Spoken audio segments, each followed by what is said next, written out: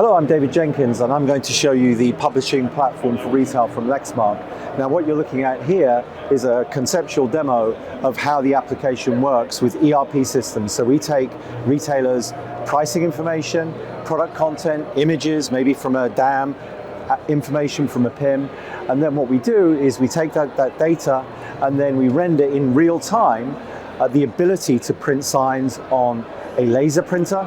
We can print signs to a thermal printer. As you can see, it's already come out here on the little laser printer.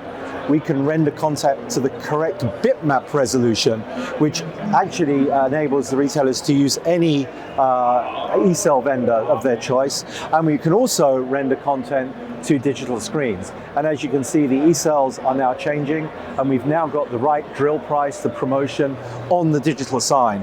And in fact, our application allows also the stores to create multiple products on a single sign. We call it a multi-item sign. And then the final piece in the jigsaw is that we can make this content available to any stream of social media and also the retailer's loyalty schemes. So now what I'm going to show you is the actual app that is used in store. We call this in-aisle publisher.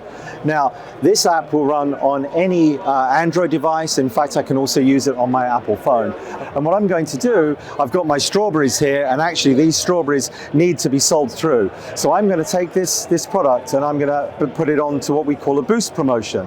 Now, what that means is I'm going to take this Zebra device, and right up here you'll see a mirror of what I'm doing on the device. So I'm going to grab this device, I'm going to scan my product, as you can see there, and then you will see the actual item step up right here on the screen, and then I'm going to boost that promotion. Now, you may be thinking, why am I hitting boost and why am I not hitting print? Well, I'll tell you why. Because we're doing two things at once. We're creating a color sign which I can put with my strawberries right here on my fixture, and we're also creating a social media feed which is actually going live to Twitter.